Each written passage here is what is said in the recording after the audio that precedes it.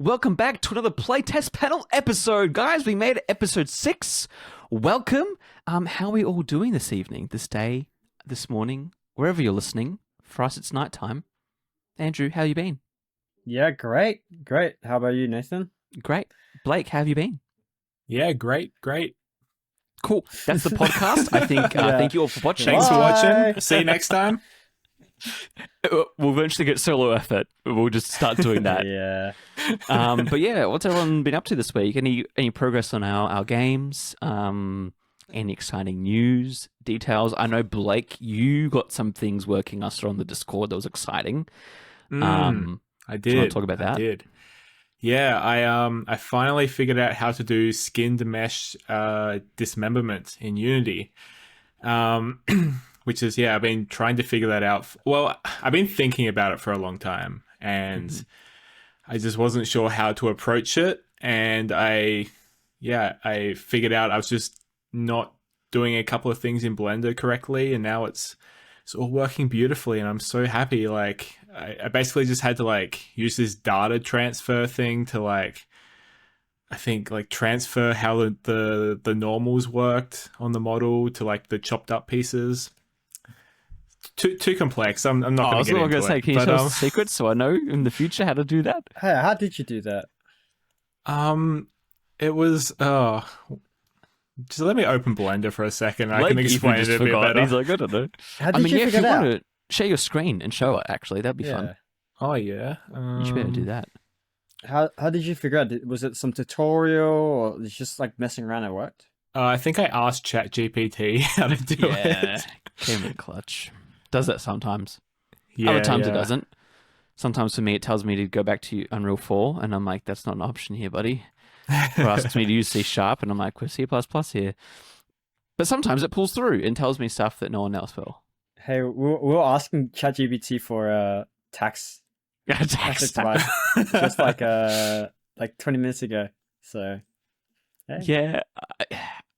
People are going to use it. And you know what? When no one else answers things or when things are too expensive to ask, a proper professional, ChatGPT is just this cheaper option. And, you know, sometimes it'll talk you out of things. And sometimes... Have you tried the new model? It's was it GTP 5 or whatever? 5, yeah? I've heard a lot of discontent with it. Yeah. It's funny. 4 I didn't like because I felt like it was always cheering me on and was being way too complimentary. 5... I haven't, they did the, the whole thing where they changed the menu and it's all different colorful. It's a new version. And I tried and I'm like, nothing's changed. It's the exact same. I heard people are complaining that ChatGPT is no longer glazing them. They're like, oh my God, ChatGPT is dude, they used to be so charismatic and stuff. And now it's and now it's not glazing me anymore. I find that kind of funny. Yeah. Also a bit, I'm like, come on guys, you don't need that. I just want answers to my questions. I know now because there was an issue where if you asked it how many R's in strawberry, it'd say 2 instead of 3. They fixed that. Wow. But I don't know if that's hard-coded or if that's something they actually did in the back end properly. But Blake's got his screen up now, so I'm curious to see Yeah, I'm looking. how this works. Yeah. Also, can we just mention that Blake is still using pre-2.8 Blender? Was how it beautiful 2.7, is it? 2.6? It's just gorgeous. It is gorgeous, I will say. I haven't updated in 5 years. Probably longer, actually. But that's crazy. it just works. It just works. I mean, it's all you need. I approve. Yeah. So, basically, what I have here is this mesh, or a bunch of different pieces of a mesh. So if I move it, you can see he's chopped up. And so I have the full mesh. Everything is every piece is a single mesh, which is how I modeled it. And then what you do is you keep that mesh and then you duplicate it and cut it up into a bunch of different pieces. And then you can, because it's all connected to the skeleton, it'll all animate inside of Unity. But the issue with just chopping it up is that you can really tell where all of the seams are. And so what I discovered you had to do is keep your model that had like the single mesh model, and then you have to go into each body part and add a data transfer modifier, reference the I just called it base model, and then you have to go click, I believe it was face something, and you have to click custom normals, then face data and smooth, and then you apply that, and it looks seamless inside of Unity. So don't ask me how it works or why it works. It just works. So I understand how it works. It's just impressive that like that's the workaround. Because there's been times before where I've like chopped things up and I'm like, oh, why does it look so chopped up in Engine? Like obviously I knew it was the normals or whatever, but yeah, I think it's really clever that you have your base mesh that is obviously all connected, and then you just transfer those normals onto the other ones, and then it looks all good. Normals are incredible. Like I've heard people who like know their stuff with normals, and especially when you get to more of the 3D art stuff, maybe Andrew, you know more about this as well. Like once you can manipulate normals properly, you're so powerful as a developer. There's like so much of the toolkit can just be changed with the normals. Like I know with foliage, that's something as well. Devs use a lot of like normal trickery to make foliage look better, or like, you know, making things that were flat kind of look more spherical if it's a bush or something. So it's cool that it also works on character models as well for, your core system, I guess we'll call it. Yeah. No, I'm very, very happy with it. It's not fully implemented into the game yet, but I'm happy I've at least figured this stage out. I mean, this is the hard part, yeah?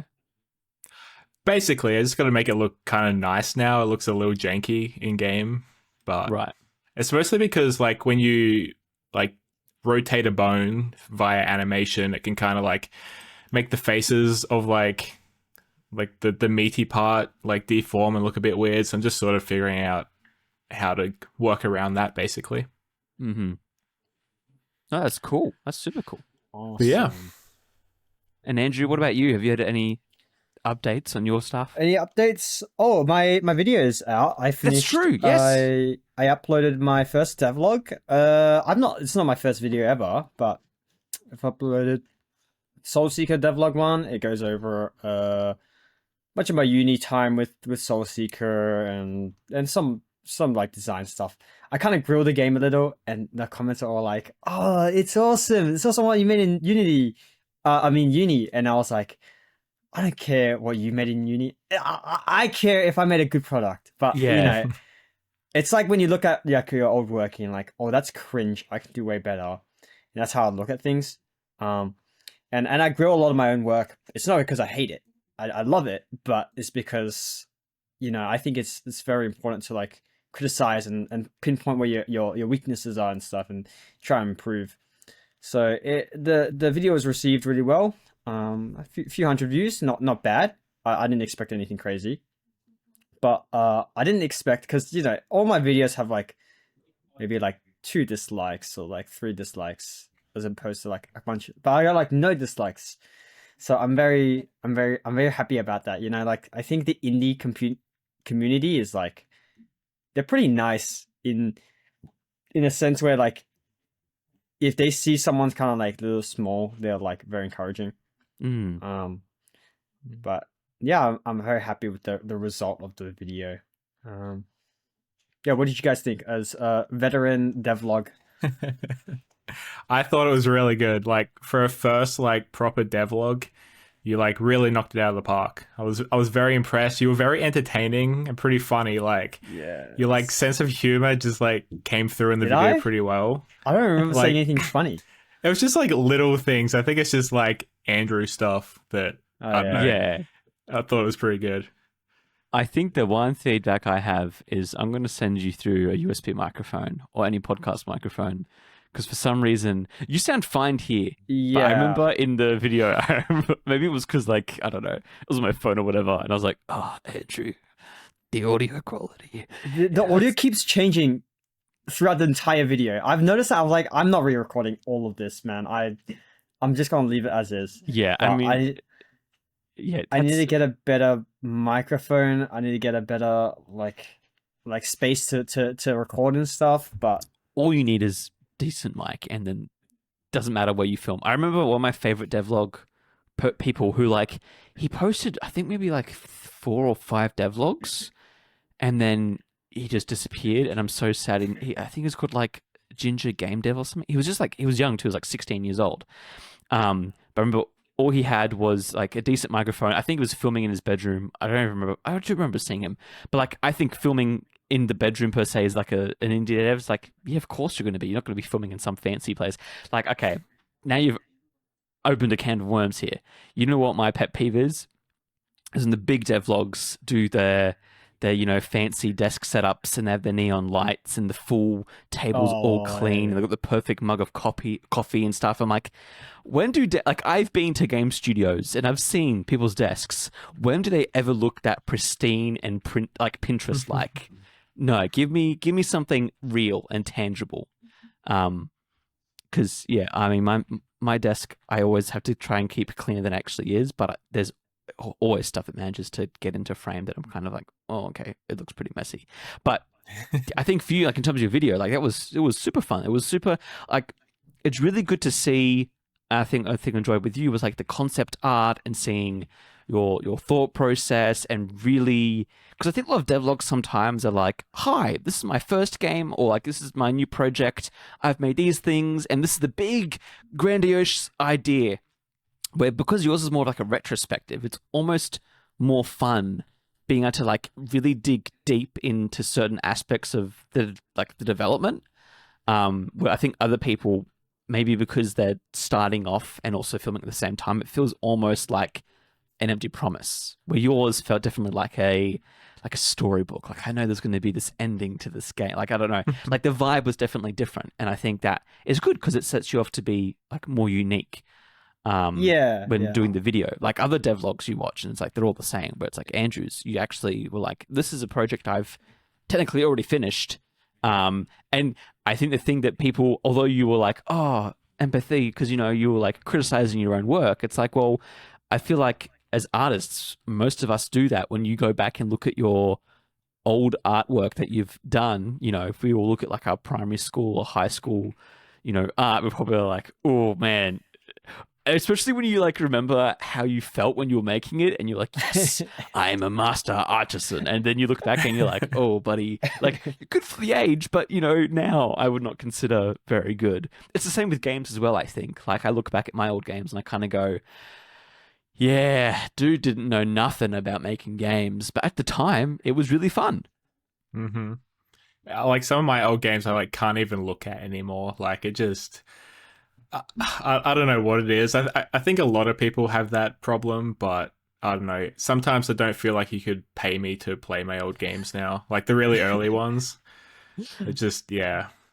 Well, at least your games are somewhat playable and finished. I remember my very first ones, like when I first started using Unity, I remember I would get like the pre-made assets and I didn't even know how to code, and I would just like change the variables a bit for like the speed of the camera, and then you just walk through this like really awfully made terrain with Unity's terrain system and like add an annoying noise. I didn't even have any UI stuff. Most of my games starting off, I remember, were just like me switching in assets, and then most of my games, and this is crazy to think about, I would say maybe my first 5 games that were like long-term projects, I just worked on the main menu and pause menu. Like I was just programming the buttons, because back then that was with the old Unity GUI interface. I don't know if you guys remember that. That might have been before me, but yeah, I know you've been using Unity for a long time. Yeah, like that was before the whole new, like before it was all code. You all had to like program the exact position and like padding. It was like HTML and CSS basically, but in JavaScript. Because with C# now. I was using JavaScript back then. Anyways, so a lot of my games, I was like, yeah, this is my new MMORPG game. I've worked in the main menu for 6 weeks, and I'm nearly got it all working. And then eventually I like, you eventually learn your things, I feel like. Like, I'm curious to see how, like, or to hear what your first games were. Like, the idea and what they turned out to be as well. Because my ones were like, massive Halo MMO that just turned out to be a walking sim with nothing in it. I remember I tried making this cube RPG, or like, I don't know, I used a cube around this area. I was going to hide secrets and make it multiplayer. I got to you moving a cube, which was pretty good, but then I got stuck on multiplayer. As a 14-year-old, you know, that kind of goes over your head. And then eventually I switched to do 2D stuff, and then that got a little bit more, then I could make more simpler things. But I want to know what you guys were making as well. How far back do we want to go? The very beginning. All right, the very beginning. I was 9 years old. Damn it. And Whoa. how old were you? I think I was 13, 12, 13, Right. Yeah. maybe a bit. Yeah, I was at least past 10. Yeah. I was in year 4 of primary school. Are we gonna count Scratch? Yeah, that's what I'm counting, because I Okay, got okay. mad obsessed with Scratch, like so shockingly jealous. obsessed with it, and like basically, I think it was it was year 4 when like they first started trying to like introduce Scratch into schools, and it was like, yo, you can make video games with this, and so I just made the most awful shit imaginable. I I would like get home from school every day and just make Scratch games. We would try and sneak into the computers at like recess and lunch, and the teachers would come and kick us out because we weren't meant to be on there but we're just trying to, you know, make our little Scratch games. And yeah, I had a group of a few of my friends, and we like really got into it. We actually, my friend James and I, we won a Scratch competition, like a local Scratch competition Whoa. from all That's the so like cool. local schools. We had to make a game that was like based on the tech world somehow. So we made this game where you were a game developer, and you would like leave your house and get in your like Ferrari and you would drive to Microsoft to work on Xbox games. And Yes, 'cause you were like, Every game developer drives a Ferrari to work, don't they? uh-huh, Oh, I uh-huh. love that so much. Yeah. I think I've got it still somewhere. I should try and find it, but yeah, we won. Yes. We won that. We won like some like Maya gift cards and a webcam. And I was really annoyed because the school kept the webcam, and I really wanted it, even though I think we were supposed to get it. Like, Yeah. I remember I was like really pissed off when that happened. You got ripped but- off there, man. They stole your webcam. Yeah. Oh. I've never gotten over that, but Oh. yeah. But I don't know what my very first game was. I know I used to make games where like we'd try and make multiplayer games, but it'd be like 2 people on one keyboard. So one person would be using like the arrows to control their character, and the other person would be using like WASD. We probably weren't even using them. We're probably just using like random keys, to be honest. Like we had no Yeah, idea 'cause what we were doing. Back in that But- age, you didn't know what WSD or anything Yeah. was. You were just like, Right, arrow keys, right. right? That's what you use to control things. Yeah, basically. But yeah, it was just like possibly hundreds of Scratch games over like, I don't know, from the time I was 9 until the time I was 13 or 14. I got into Game Maker for a bit, but This Yeah, even just a- more Blake unfinished project. oh, From the very there's so start. many. There's so many. I think I actually did finish some of those Scratch, like quote unquote Okay. finish, but it was mostly us like trying to like recreate games our friends had that we didn't have. Like I remember trying to recreate Fable because one of my friends had an Xbox and the rest of us had PlayStation, so we couldn't get Fable. Oh. So we tried remaking Fable as like a side scroller in Scratch, like just, you know, kid stuff, I guess. But yeah, that's basically where I started. I couldn't tell you the exact first game that I made. It's probably just some unplayable garbage, but yeah, we'll just say Scratch games in general. You know, actually reminded me, I realized that Unity was not the first thing I made games in. And it wasn't Scratch because for some reason Scratch just wasn't. I remember like I saw older kids, especially like in like the primary school, like they were using Scratch. But whenever it was my turn, like Scratch just was nowhere to be seen. I missed out on it. It wasn't until like I was fully involved in Unity that kids were using Scratch. And then by then it was like, I remember one kid was doing these insane, basically like physic things in Scratch. It was insane. But the first thing I actually used to make games was Flash.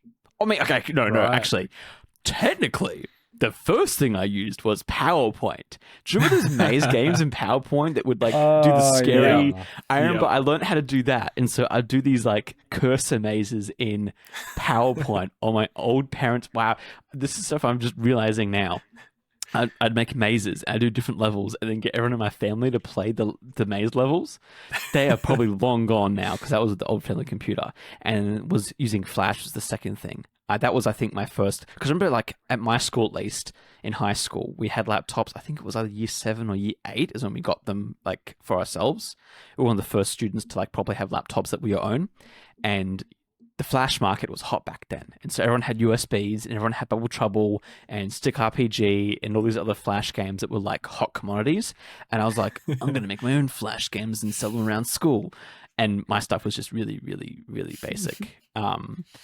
But then eventually, like at home, I'd look because I wanted to do 3D stuff. Always did. Like I loved 3D games, so I wanted to make 3D stuff. And Unity 3D was in the title of the name. I always jumped on board on that. But yeah, Flash I think was my thing that like I really because it was awesome though because it was very much you could draw the stuff, so I'd animate things, and then you could basically make it a prefab and then script it to do stuff. It was, I am so mad that Steve Jobs killed Flash. I feel like we would have such a different games economy if that wasn't dead. Like Flash was so cool, and I'm so mad that it had to die. Yeah, Because of like stupid I hear JavaScript. all those stories of like, the Flash days, and I really wish I could have been a part of that. Like, all like the Edmund McMillan stuff and like the early, like David Firth. He didn't make games, but he did like Flash animations. Like Yeah, that like period of like creativity all on the the internet. Newgrounds stuff. I'm Yeah, so yeah, mad. yeah. I was just that little bit too young to do it. Right. Yeah. But obviously, we were born at the wrong time, guys. I was born in the wrong generation. Honestly, too late in the generation. What about you, Andrew? Though, because I know you got started later, didn't you? I mean, Well, I mean, okay, if we're going that far back, I mean, I never made any games, but like, I remember when I was a kid, I used to draw Mario levels and stuff. yeah, But well, I mean, that's not really making games, but yeah, I guess I can segue pretty well into the next topic. But I started making games in uni. hmm So my first game was like a side scroller. You played like a skeleton and you threw your own bones and stuff. And I was taught and we were taught to go like pretty low scope. So like I wasn't like, oh, I'm gonna make next big game. I was like, yeah, this is for a project. I know it's gonna be fun, but like I've always like made art and stuff for like other games. I remember making you could like make little sprites and submit to this game called Rom of the Mad God, where you could like those fan stuff you'd submit. I could do that, but nothing in terms of game making was I really doing too much of till after. But yeah, I don't know. I know one of our next topics will be self-taught versus uni. sure. Yeah, Yeah, let's dive into that because I think because I've done technically both. Blake, you're all self-taught, right? Yep, fully self-taught. Fully self-taught. Well, I mean, that sounds super pretentious, but like, I haven't been to uni or anything for game Yeah, dev. no tertiary education for games. It's all been like Yep. online learning, basically. Yep. And then Andrew's obviously done mostly that, and then gone out on his own. So I'm curious to hear your experiences, and like, okay. Two things I want is which one do you think? I mean, no, that's a bad question because it's different for everyone. I was going to say which one is better. I'm like, depends. I want to know why you picked your choice and whether you think it was the right choice for you. Right. Well, so around the time I was like finishing high school and that, I was not into games anymore. I'd sort of left that behind and moved into filmmaking. And because of where I lived, like going to do a game course or even going to do a film course was just like I'd have to move so far away, and I just wasn't really interested in that back then. And then as the movie stuff sort of fizzled out and I got back into games, I was just sort of in a place where my only real option was to just teach myself. Like games was something I wasn't sure if I could even do, especially Unity, because like I'd done Scratch and I'd done a bit of Game Maker when I was younger, but I just wasn't sure if learning to program and that sort of stuff was something my brain could even like deal with. 'Cause like I had no idea. Like it still seemed, especially 3D games, sort of just seemed like magic to me.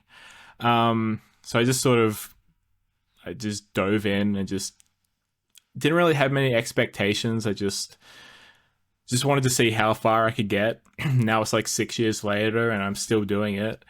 Um, so I think for me personally, this was the best route for me, especially because like I'm very much a someone who wants to like make my own stuff and be the little solo dev sort of guy, try and follow the indie dream lifestyle. That's sort of my goal, and I feel like self-taught is maybe the best option to get there.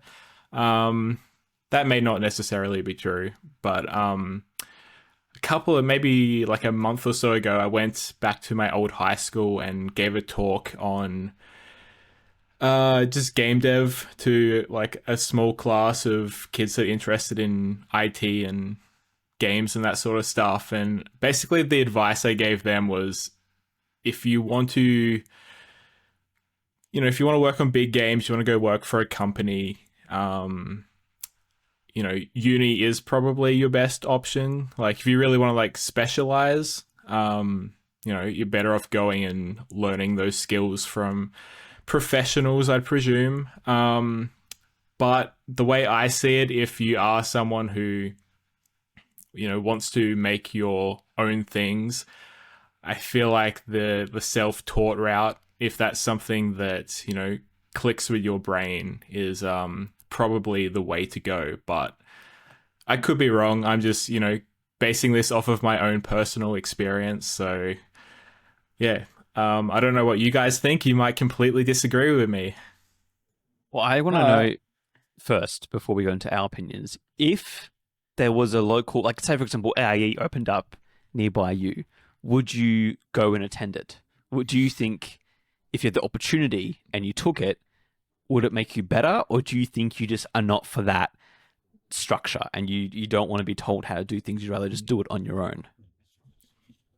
Maybe back in the day I would have, but now like I just don't know what else something like that could teach me. Like I know there's a lot of things I could maybe do a bit more properly, that you probably do get taught in uni, like how to structure your code properly and proper modeling practices and things like that. Like I'm sure I could benefit from that, but I just feel like I'd be retreading so much ground at this point. But if I were to go back 6 years ago, or even 8 years ago when I finished, no shit, I think we're coming out 9 years since I finished high school. If I was to go Thanks back for that reminding far, me. 9 years. It's crazy. Yeah, if I was to go back to then, I could definitely see myself, going to school to learn games. But I also feel like I was such a different person back then as well. And,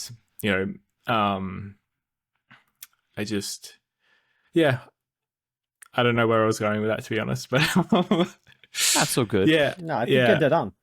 Andrew. Yeah, I think you're dead on. Like I think, there's a quality of indie when you're self-taught versus like a uni where they teach you these specific things, and they give you these assignments. It's basically like a streamlined way of learning a specific like role and how industry works and stuff. And a lot of unis nowadays, I mean, it's very difficult to get a job, no matter whether you're senior, junior, uni or not. Like it's hard now, and they understand that, and their goal is to make it as easy as possible for you when you leave. It's not like, I think for most people, right out of uni, it's pretty much impossible to get a job even nowadays. But it's not. It makes it more possible than indie. But for me, I chose uni because a bit of backstory. played so much League of Legends and Don't Starve in high school. I almost failed. Um, and what I wanted to do was like design. We call it VCD in Australia, or at least my school. So like visual design and stuff. And I kind of slacked in that as well, even though I wanted to do it after uni, but after high school, but I couldn't make it to uni. So I just got an ad one day. I was like, "Hey, make games," and I was like, "You can come to this uni and make games." I was like, "Sure, I'll do it." Like, oh, I like games. Why not? You know, and and I think if it weren't for that, I would never have made games. I don't like outside like my current fixation. It's really hard for me to like find motivation to start anything. Like it I was don't have that problem. My problem is the opposite. Sticking with Too something. much motivation for too many things. so I think for someone who is like has a passion for making games and they don't really have an issue of like finding a passion or not understanding what they do. I think self-taught is very much the thing for you. But if you're still figuring out what to do and game sounds fun to you, do uni. But however, like I know a lot of people who's done uni, they did it for fun and they left out of it, just doing it for fun. That's a lot of money gone, right? Money like and uni is a really good place to like find a specific skill that you like and enjoy and you can hone your master. But like if you're going to uni just to have fun and mess around and do some fun things, like games is not it. Especially if you're going to a games course, it's typically a bit more expensive than like most other like bachelors or regular courses. But for me, I think it was very worth it because like it I I believe 1 year could be more than enough for me to like snowball my career. But I did all 3 years. I learned a lot, and like I think it's been very worth for me to like sort of at least that process in my life was sort of needed to sort of give me this motivation, give me this new fixation and like and this sort of dream to follow.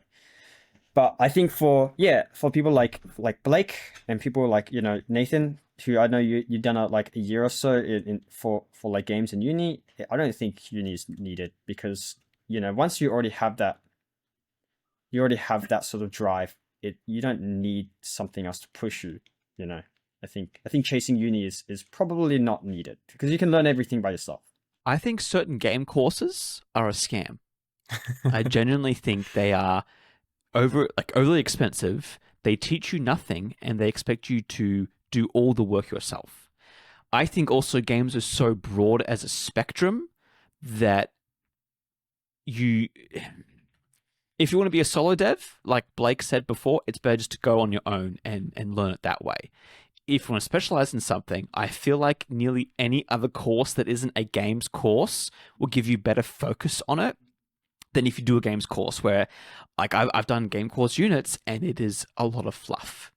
So like a game studies course, it didn't even talk about games for half the studies, all about, communism and all this other weird social structure stuff where you're like, I just want to know about making games and design them well. And they're like, to know this, you need to know society, and society has communism. And I was like, all right, welcome to university life, I guess.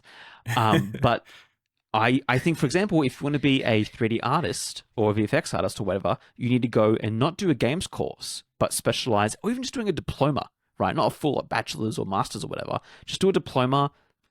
So you learn how Maya works, you know what normal maps are, you know how to subdivide, but not even just that, like, the more advanced things. If you want to be a concept artist or a 2D artist or something, like go do a diploma in like life drawing and pencil work and know your trade and specialize. That's the main thing I'm talking about. It's like when you want to go to university, you want to specialize. If you want to program, don't go do a games course in programming. There's very few, like I know for us locally, like I've heard AIE is very good for programming for game developers. Like I'm pretty sure the one we went to this week, Andrew, like one of the units that they do is making your own game engine. And that's really good. Like everyone that I've talked to that has gone there at least, really good experience. But a lot of the other ones, I'm like, it's too broad and it's too much fluff that you're going to come out of the experience knowing more about the industry, but you're not prepared for it. Personally, I believe, and I think we can all agree with this, like especially like when we were at GCAP, I think I learnt more and was put on the correct path more quickly talking to people who were in the industry or veterans than what any lecturer ever taught me about anything. Yeah. Like when you have a veteran, and we've had a few of them, who will Shout just out to Neil. Neil, who will tell you the hard truth and say, like, this is difficult. You need to understand this. And like you've got your little, and he'll say it too. He'll be like, yeah, I can see you're starry-eyed and happy to make games, but just know that eventually that will all wear out and you'll wish that you picked finance or business like your friends who are retiring now. But like the information you get from them is so on point. Like the one thing that frustrates me the most about university, like I've had a full week on uni this week, was the amount of fluff and time wasting that there is in my day. Obviously from like commuting and stuff, but also just like starting lectures and helping students who obviously haven't read the material and are 3 weeks behind, and all this other stuff where like when you talk to a game developer, like time is money and time is of the essence. Games take long enough as it is when you're not working your butt off. You can't have time to muck around. It's time to get work done.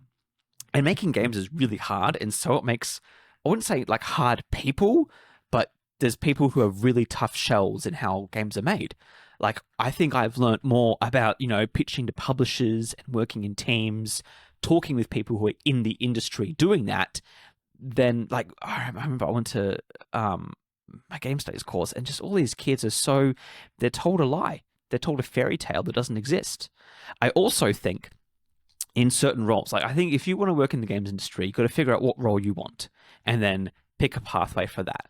I think a lot of people will be really good at being what do you call it? Starts with P. And they manage people's time. Why has the word escaped me?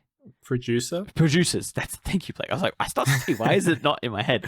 Producers, I don't think should do game courses. I think they should do stuff in business and HR and dealing with people and having those skills, because those would be way more effective. Or just office skills in general, like accounting and all the other management stuff, because that is not just in games, that is like across all of business.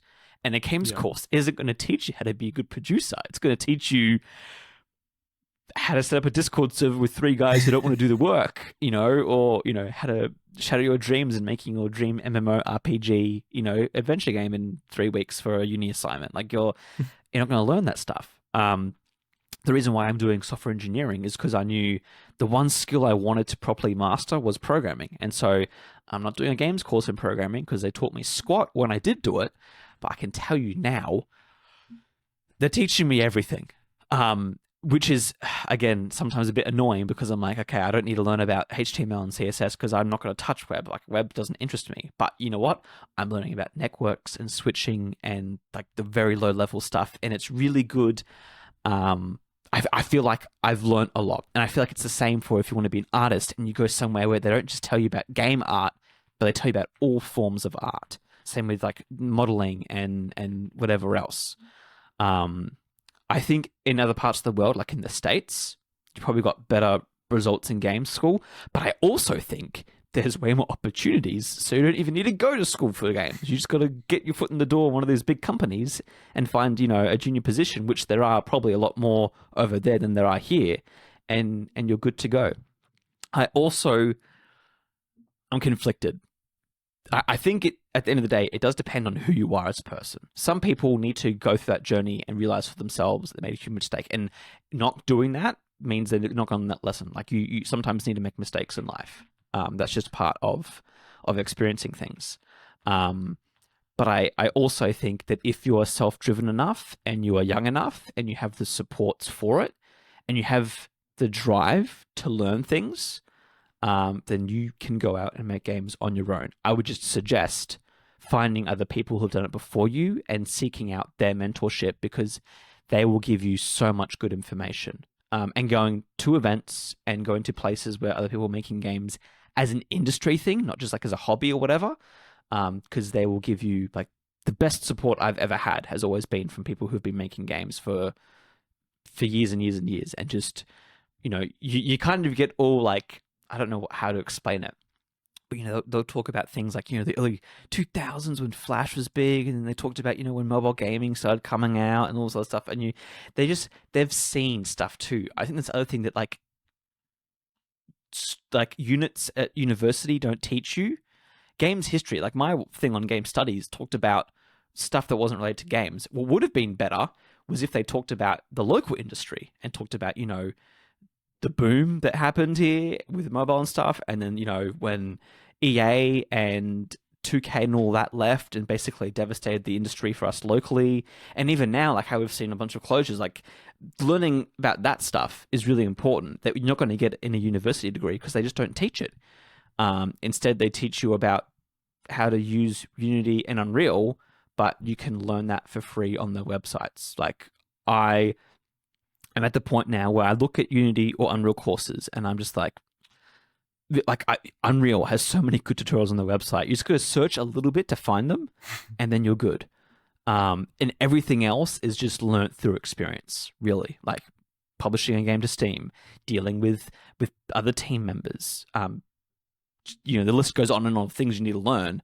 But yeah, so I think it depends on each person, and there are bonuses to getting a degree. Like for me, the reason why I'm doing it, aside from the main reason for me is to get more opportunities. I would rather have that door open to me because I have a piece of paper than having it closed on me because I missed out because I didn't do the studies. That's why I'm going back.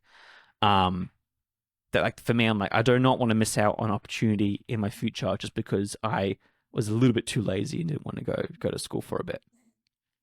That's why I'm doing it. And other people are doing it because they need structure to learn. Other people do it because they find team members. Like the amount of people that I see locally for us that end up finishing school, they can't get a job in games because there are no jobs. And then they make their own game studio. Like it's basically every second group, end up funding themselves. And so and the annoying thing, right, is that the whole reason for this, and you guys can interrupt me whenever you want because I can keep rambling, but the whole reason for this is that we want opportunities to work in games. And the annoying thing with working in games is that it isn't like teaching where you just do a bachelor's and a master's and then a school hires you. Games, most of the people I talk to who are working in games and I ask them, how did you get into games? More than half of them are like, I just stumbled into this position. It was just luck. Like it wasn't getting a degree. It wasn't doing a certain portfolio or a certain thing. It was just that they were in the right place at the right time and the call was sent to them and they answered it. And so I don't like saying that, going to university or not going to university is going to make you good in games because at the end of the day, it's based on your luck in a way, on being at the right place at the right time. But yeah, that's whenever people talk to me about it, especially like I get comments on YouTube and stuff, and I always, or in my Discord too, people will come in and ask questions. And I always try to get their individual circumstances because that's the hard part, is that you need to know individually. Like I think Blake is fine not going to uni to do games because he's driven enough and he's proven himself already to know how to make games. And anything else that he needs to learn, he will learn himself. He does not need a college degree to tell him that. The one thing I will say, as a solo developer, I wish I had, if I was to do a course of some kind, I wish I had have learned business or accounting. I know, because, right? Yeah, like these are things I'm now like having to teach myself, and like it's such a different skill set to like making games, and like business especially is just so important when you're like a solo developer or you're part of a small team. Like you're not just wearing the developer hat, you're wearing the marketing hat and you the accounting hat and the business hat and all of it. So I really wish like the last couple of years I've gotten like way more interested in the business side of things, and that's mostly just teaching myself all of it. But I feel like, yeah, maybe leaning into that, getting an education in business would be highly beneficial to people wanting to do this kind of stuff. And also, like, games can be tough, and having a background in business is probably pretty beneficial if you need to go get another job or something like that. Like, so many there's so many opportunities for people who know how to be a bookkeeper or do like business admin type stuff. Like if you need a backup, I feel like that is a pretty good option. And it's going to help you with your solo studio or whatever it is that you're working on. So that's something that I was never interested in up until recently, but I think it would have helped a great deal. I don't know if that's something you guys think is a good idea or not, but it's just something I've been thinking about a lot recently as I've basically just had to dive headfirst into all of that sort of stuff. No, I think you guys are dead on. I the whole uni is a scam. It's pretty much is. I think everything taught there can be taught solo and by yourself within year. But people have structure. And I know, so many people who go through uni to do games. I say this not out of like malice, but the fact that most people do end up either dropping off games right after uni, or they just because they just like kind of go through because it's the thing they're doing at the moment, or they drop out halfway through because they don't have the motivation to continue. And a lot of that is because like I think that people just like games is very hard. It's incredibly difficult, and going through uni, spending a lot of money just to like learn a few things that you can probably learn in like a year, half a year. It's an incredible amount of money, but for me, a lot of the structure there was to help me. At the start, was to motivate me. I do definitely think that like if I had taken a diploma, I would have kept going. Solo, self-teaching myself.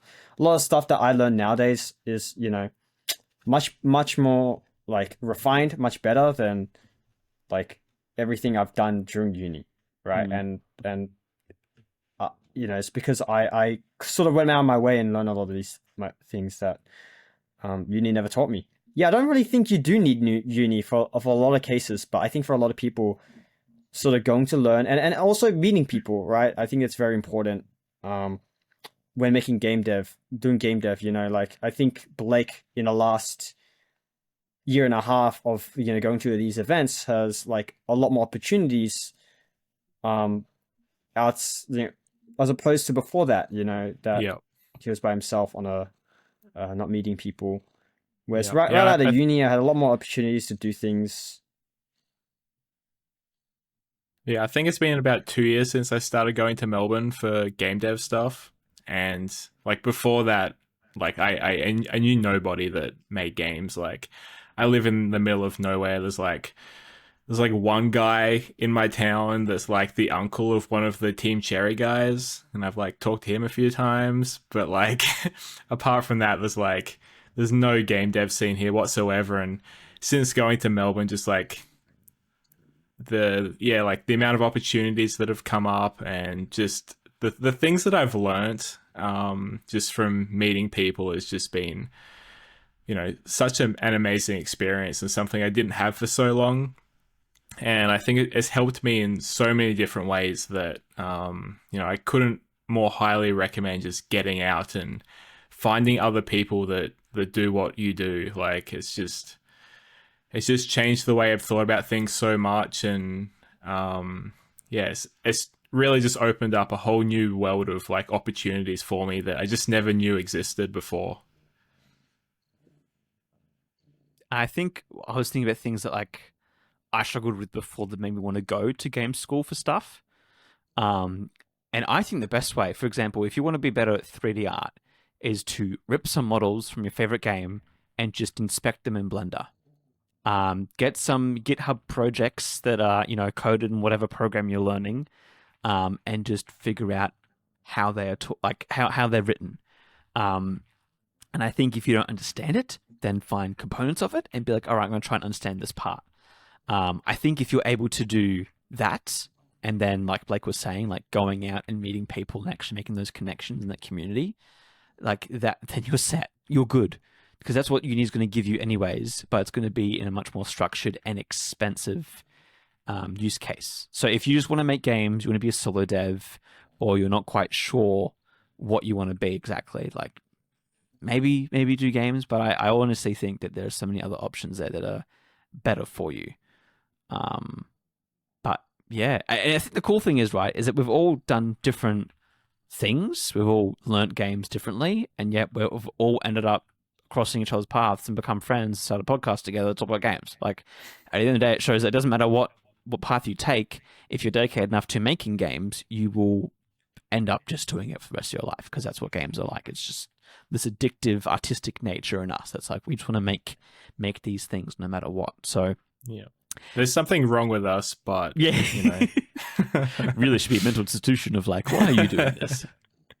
I mean, Blake's games especially, like, you know, it seems like such a nice chill guy, but then you see his art and you're like, you're a psychopath. Yeah. Have you seen those memes? It's like the artist, and it's like the Breaking Bad, like, yeah, like Hank. Yeah.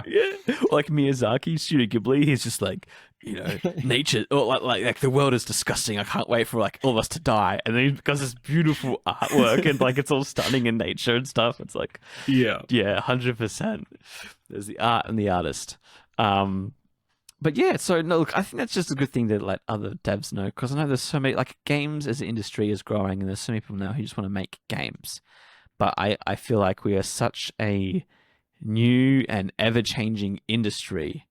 Like, it's just like not anything else. Like, I feel like Hollywood's more established than we are.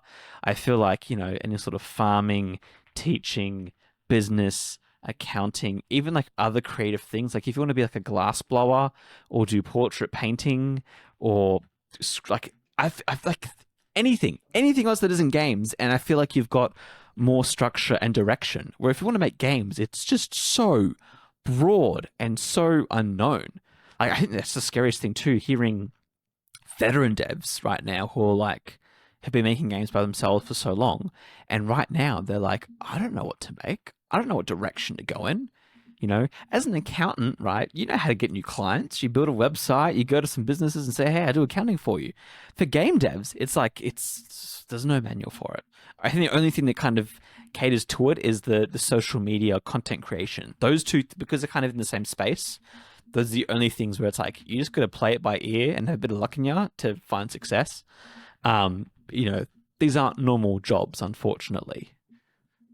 Even if you end up working full-time at a studio, like, the way that studio works and operates is usually also kind of a bit magical as well.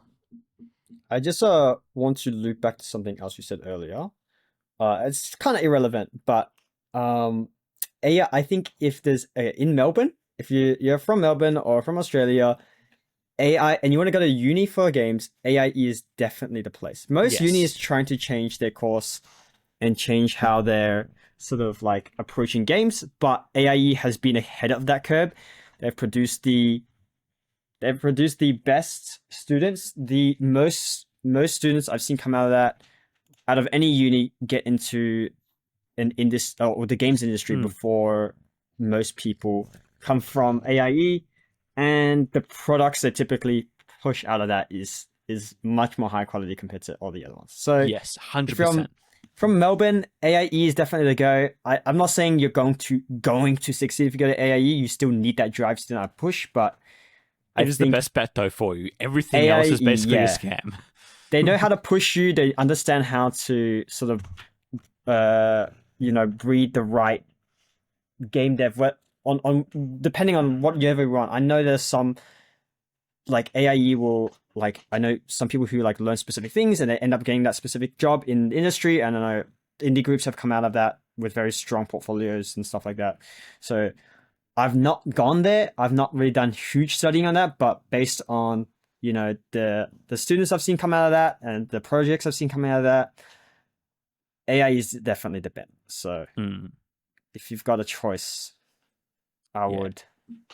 And look, worldwide, sometimes you're just going to be unlucky like Blake, and there's nothing good near you, and so you got to make a choice. whether you're going to stay and learn independently or if you're going to go find a good place. I would just say the biggest thing is to watch out for costs of things. If it seems like an absurd amount of money, then don't do it because it's definitely a scam. I think most game study ones that are actually good are somewhat affordable compared to others. Like I know the first one I went to, not even doing a full year's worth of study, like the whole course itself was 50 grand Australian. And by the first year somehow, even though I didn't do any repeats or anything, and I dropped out like in November, I want to say, so I hadn't finished the year yet either. And I'm like 30 grand in debt. And I'm like, what the heck? How did that happen? And it was all a scam. So watch out for those as well. Yeah, best thing to do is just to go local industry events and just ask around and people will direct you and tell you.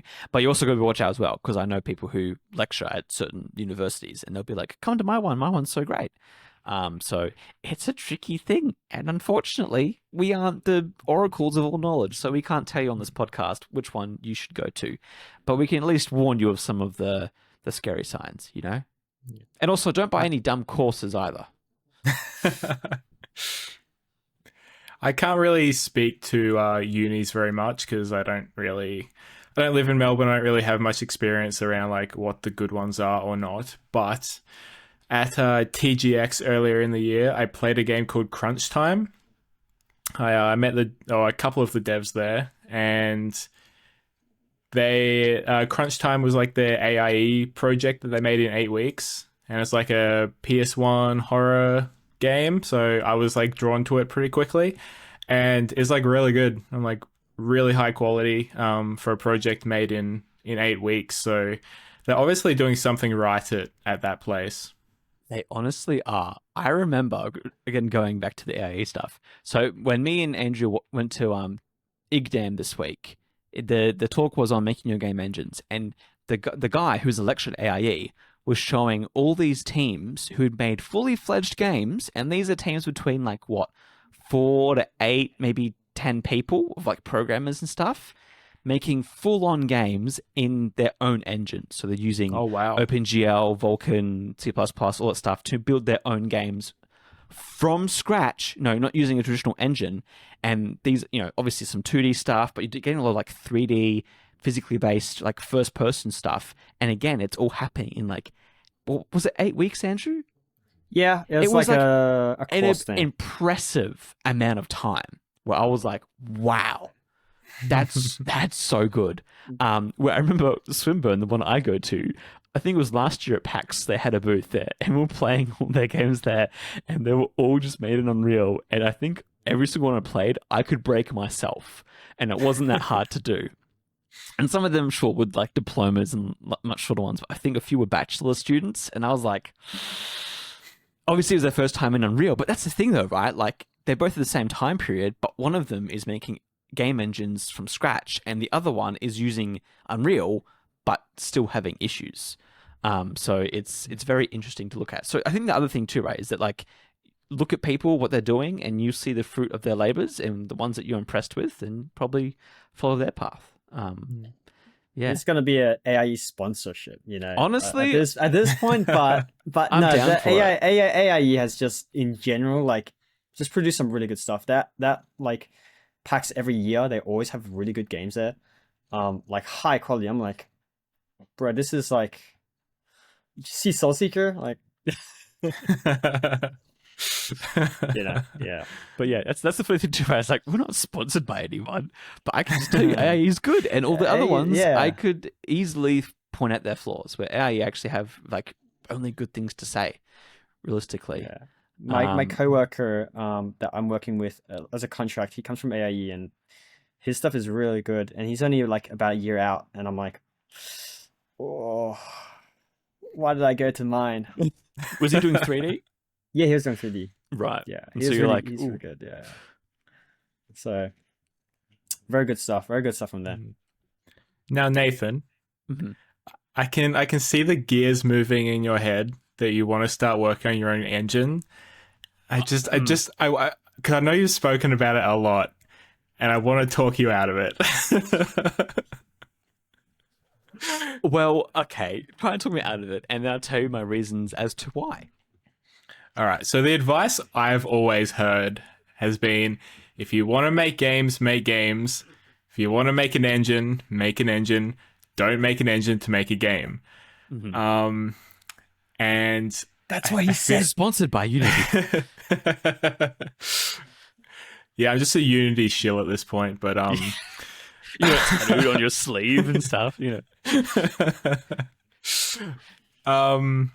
Isn't that Yeah. what the guy said the other day at IGDAM?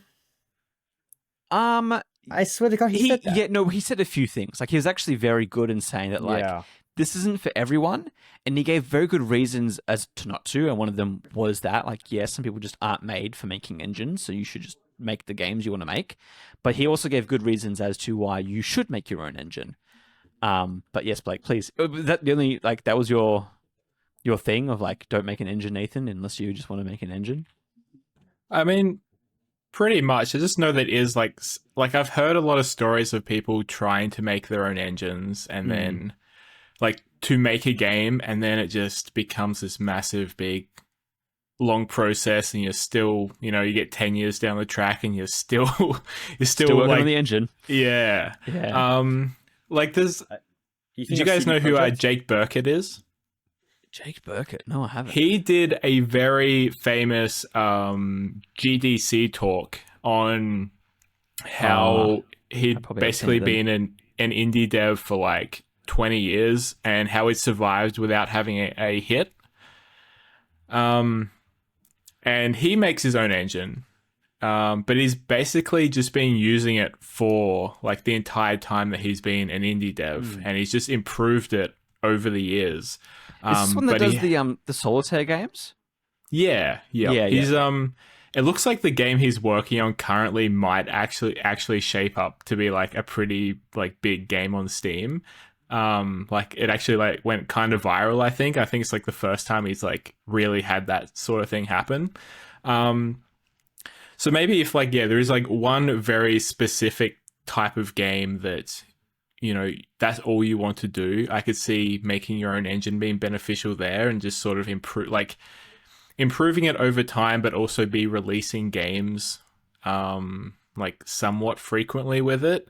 And I also remember like, part of his talk, he said that he started licensing out the engine early on, and he said people were basically paying him to like beta test the engine for him and like show him where the bugs were and things like that. So yeah, obviously there is a flip side to all of this, but I think for you personally, I just want to see you finish Coco Loco. Yes. Okay. So, you're right. Coco Loco will get finished. That's the priority, guys. Don't worry. I worked on it this week in the few hours I had spare in between classes, so things are progressing. We've got animating UIs now, so that's good. But the reason why I want to make my own engine is realistically, it's a career goal for me. One of the things for me getting into games, I think I would like to do is I mean, the end goal, we all know, is I want to go work at Valve. And I would love to work on the Source engine. Like, that is just such a cool tool. And I love the in-house, like, the way that they've built that engine. It's different from everything else that I just love. You know, I love Ford renderers. I love MSAA. You know, I hate all this new Unreal stuff with TAA, like the just all the gross, you know, DSLL, NVIDIA, AI crap. Like, take me back to the old days where things were actually rendered properly. And, you know, I think Half of Alex is a beautiful example of like what people who know what they're doing can still make beautiful games on somewhat older rendering tech. I also just think that the Hammer editor in Valve, you know, is especially Source 2 is just incredible. It's magical. I just wish every other game engine was like that. Anyways, that's aside from the point. But for me, right, I was basically backtracking because I was like, okay, if I want to work at Valve, there's two ways I can do it. I can make a hit game and be good enough as a game designer that they hire me, or I need industry experience. And then I was like, okay, what things do I like? Okay, I can't really work in games in Melbourne because there aren't enough jobs here and the possibility is not good enough. Basically, I think for me, stepping stone wise, I want to be a software engineer, but I want to, and I'm starting to learn now, game engine stuff, because I want to go work at EA and do the Frostbite engine stuff. That's one thing where I'm like, okay, that's a stepping stone that I think is possible. Because as we know, there's EA stuff up in Brisbane, And I've talked to some devs at GCAP that are a part of that. And I know, at least talking to the Melbourne, not the Melbourne ones, the ones in Brisbane, when I said that to him, like, oh, I'd love to work on the Frostbite engine, his eyes kind of lit up. And he was like, oh, okay, another one. Okay, cool. Not just a guy that's just going to make games. Like, you want to work on the tools too? Because I think tools are awesome. I agree that, like, if I wanted to make a super realistic first-person shooter, I'm just going to use Unreal. You know, if I want to just make a quick game for a game jam, I'm going to use Unity. But like you were saying before, if I make my own engine, I've loved seeing Thin Matrix and what he's been working on. I think his is a great example of what I think my game engines would be like, where it isn't so much a game engine. He's basically just using C#, C++ to program stuff and doing that from scratch. And eventually he just ends up making his kind of own little boilerplate engine because of that. So I'm not going to spend decades long reinventing Unreal or Unity.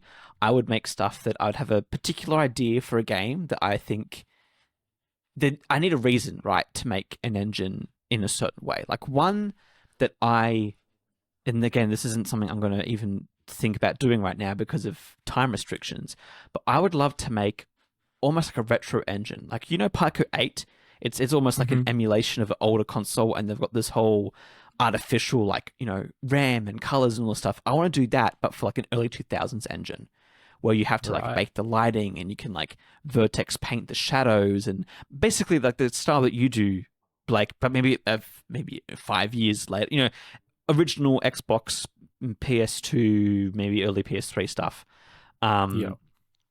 Just because I think that there's definitely a genre for making games like that.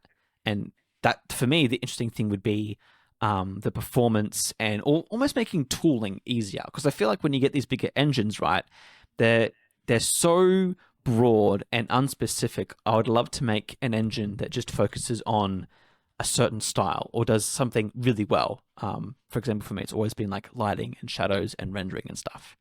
And I know that's very complicated. Like, I remember last semester I tried working on my own 3D model viewer so that when I would make models in Blender and export them FBX, I could almost make sure everything was in the file before importing it into Unreal, you know, looking at the textures and stuff. And just doing some Vulkan and OpenGL programming by itself, okay, that's going to take a very long time to learn. But for me, right, I'm not doing it so much to make games that I know can be made in other engines. It would be either because other engines aren't doing a certain thing I like or want really well, or it's because I need portfolio stuff and I want to go work at big companies and make really cool stuff. So don't worry, I'm not going to get caught up in making an engine and never making a game for it. It's just a skill set I want to learn because it's something that I know will hopefully land me a decent paying job that I can be like proud of the work that I do. Because don't worry, If you're listening to this podcast, Gabe Newell, please just hire Nathan like right now so he doesn't have time to watch an hour-long podcast of three guys he doesn't even know. We could reach out to him. Oh, I mean, he has also responded to my emails before in the past. But yeah, that's really cool. It's funny because I've talked to Valve devs and it's funny. I feel like they do some PR training or something when they before they leave. But also I just think it's very strong company culture. Because whenever I say I want to work at Valve, they say, "Oh, we're always hiring." That's the first thing they always say. It's almost like a cultic way of doing it. Where I'm like, "Oh, okay." You always say it in the same tone as well. But for them, right, it's all about hiring the best people. Like you're hiring veterans, you're hiring people who are the best at what they do. And so to get there, you got to be the best or have really good experience in certain things. And so I know to get that experience, I need to either be really disciplined and sacrifice a lot, which, you know, that's a difficult thing to decide on. Or you can go work for a company and learn and get paid to make cool things, which is where I think I'm more leaning towards because that's something that, you know, gives me the lifestyle that I want. So right now, the focus is to just graduate and then get a job somewhere doing something with C++ and then working on game engine stuff, tooling on the side, basically. I'm still occasionally working on a tool that will not automatically exactly, but automate a lot of the publishing stuff to get building stuff in Unreal and putting that stuff onto Steam for like the playtesters, and like I'm automating a lot of that stuff right now in uni break time. Not right now because I don't have time for it. But yeah, I totally understand. Like if you're, it's like being an artist and going, I'm going to reinvent Photoshop. It's like, just use Photoshop.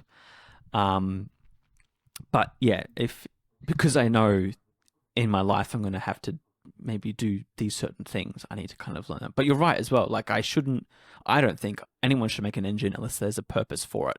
So I'm not going to start making one until I can figure out exactly the problem I'm trying to solve. Because you're right, like if I'm just going to make a first-person shooter, I can use any of the engines already that do it. I need almost a more unique problem to solve it. And even then, like the hardest part's going to be scope and making sure I don't end up, spending 10 years on something that I'm just going to use. Maybe. It got a bit too technical in the middle there for me. So Oh, sorry. I can't blank it out, but we're back. It's okay. Whenever these things come up, I always have to really think over. And I'm also, maybe not. I'm a very optimistic person to a flaw sometimes. But I also have to really think about, okay, if I want to make my own game engine, why? And then like go through that process. I don't know, man. Going to university, it makes me think and ponder a lot about everything from the way that a single program is written to what is the purpose in having a job and living. It's like questions of the soul, every day. It's like, why am I? And that's the thing too, when you're studying, and there's another thing too, if you're thinking about going to school to study games, it's like every single day you will question, should I be doing this? Why am I doing this? Because there'll be times where it's hard and you have to remember why you're there. No, that's okay. I think you should definitely port Cocoloco to another engine again. Yeah, that's the other thing too, right? I've already ported Cocoloco to one engine. I'm not doing it again. I did consider Roblox, but then I was like, no, I can't do that. It's already so close and Unreal. I'm already so happy where it is right now. It's like, I'm not reworking. That's the thing too, I think. Because I've been working it for so long, I am not putting all that work in again. That's a funny thing too. I was thinking about it the other day. I was like, if I had all the energy I had when I first started Cocoloco, I could get it done in maybe 6 to 8 months because of all the, energy I had back then. And now I can feel myself slowly. I'm just like, just get it done, Nathan. Just get it done. Like I'm just trucking along, getting it done. We're getting old, Nathan. I just feel like, the 30 is just around the corner. You guys are unks, man. Yeah, we're unks. Little Andrew there is just like, Andrew's already released a game on the Steam. Blake are like, one day we'll get finished. I think like these staying up to 1 o'clock in the mornings have like, it's like really catching up to me now. And I get up to go to work and I just feel like death in the mornings. Like, I just I'm still like we're pretty young still, right? But not as young as we were when we started doing this. And certain things don't agree with me as well. It's funny aging slowly because you're like, oh, my back hurts, and it didn't used to do that, 5 years ago, and now it does every moment of the day. What was the other thing I was going to say? I'll let you guys know in 3 years, see if it's caught up or not. Like I'll be on a call with Andrew and I'll get off at like 1 o'clock to go to bed, and then I'll get up the next morning and like check Discord, and he's like writing messages in the Discord server at like 3 in the morning. I'm like, okay, how do you function? I'm normally out by like 2, but Sanka, he's up till he's up till 8 because of his international job. Yeah. So I'm not that strong. It's just I stay up with him, right? It's funny though, right? Because I think it also comes to like a lifestyle thing. I remember during COVID back in 2020, I could very easily stay up till 3, but that's because I was making VR games, man. Like I was high on something, but I also wouldn't get up till like 10, 11, 12 in the day. Where now it's like, yeah, I could stay up to 1, 2 o'clock, but guess what? I've got to be up at like 7 a.m. or, probably Blake, you probably even earlier. It's like, I need sleep. And it's also me as a person, right? I love to sleep. Sleep is so good. And so I'm passionate for games, but I'm probably more passionate for my bed than I am for anything else. Whenever you're making something that like you're really vibing with, I think sometimes it gives you that extra bit of energy, you know. It does. I think when I'm working on anything else, I'm like, okay, I'm out by like 2:00. But when I'm working on Soul Seeker, I'm like, hey, you When I'm know, an working on extra 2 anything else, hours. I'm done by 10 a.m. or 10 p.m. You know, it's got to be either a YouTube video or game dev for me to get up past then, even be motivated. But yeah. What were you going to say, Blake? You were saying how much you love sleep. I'm kind of the opposite. I feel like I'm wasting my time when I'm sleeping. I'm like, no, I'm like, I have this project and I have to get it done. Like, I have to be up for work in like, you know, X amount of hours, and I have to go do that before I can get back to it. I'm like, if I sleep less, I can get more game dev done. And it's just like this No, weird it's- cycle where I'm just getting more and more tired, but I just want to Sleep keep is for working. thinking. You can I've just- think in your sleep. So you think about the true, game in your true. sleep, The amount and of then you wake times- up. I've had a dream, or like I'll be in bed laying there, you know, trying to turn my brain off, and then like my wife can attest to this, is that I will sometimes get up and write my notepad or on my phone because I just like, I need to fix that tomorrow, and I'll try that. Half Yep. the time it doesn't work. That's Yep. just reality. But you know, it helps to sleep. And I also think sleeping will make me live longer. And so I can, you know, if I live longer, then I can make more games or work on games longer in my life. Whereas if I don't sleep, then I will make less games or equal amount of games because I'm sleeping and not sleeping. Who knows? Either way, this guy loves to sleep. It's fantastic. It's just the best feeling. You know, I feel like I'll sleep when I'm successful. Like, I just have to like get to the point where I'm like, I'm doing good. I'm a successful game developer you know what, now. Blake? And I then don't I can think sleep. it'll ever be enough for you. I reckon you'll be a His successful indie dev. greed. It's not greed. It's His drive. greed. No. It's- He needs $1 billion before he'll go in a coma. No, but then by Yeah. then Yeah. there's already going to be what trillion? He's like, no, it's gonna be a trillionaire, guys. We're already on Mars and the moon. Like we need His we need those greed. trillionaire Mhm. dollars. I'm coming for you, Elon. Yeah, like that's the thing though. Like for me, it's like I just want a comfortable lifestyle where I can be happy and do the things that I love to do, and that's whether that's making $1 million or less. Like at the end of the day, as long as I can, you know, do the stuff that I want to do, I don't really care how much I make. But you know, I don't want to be poor because you know, then I can't buy Pokemon cards and eat ice cream at McDonald's and you know Mm-hmm. all the fun stuff that I enjoy in life. But yeah, no, look, I love how we're like talking about games and then we're like existing. McDonald's. McDonald's. Now I want to get some chicken nuggets. But yeah, no, it's been fun. This episode, I don't know what we even talked about. What was the topic? What was the main topic? Well, we talked about our first games Uni. and Oh yeah. uni versus Uni, self-taught. yeah. Yeah. But then, of course, it comes in with our opinions of things and how we are as people. Because that's the cool thing, too, is that, like, every person is an individual. And that means, you know, I will sleep in and make my games later in the day. And Blake will wake up and just work on his games as much as he can. Because that's I how try. he is. Mm-hmm. And Andrew will get up. I have a to problem. play Please League. help me. Just to play a league. What a cruel Andrew fate. might also need help. I think Andrew What needs more a help. You know, he's a league player. That's the 9th circle of hell.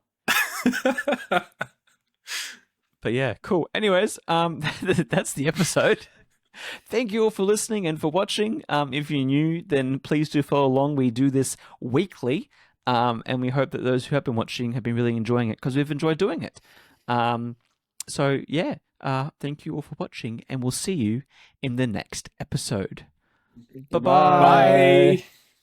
I feel like I need to do credit rolls during this period, but you know, Credit it's just rolls? yeah. Oh, yeah. But you know, it's just us, so the credits already done.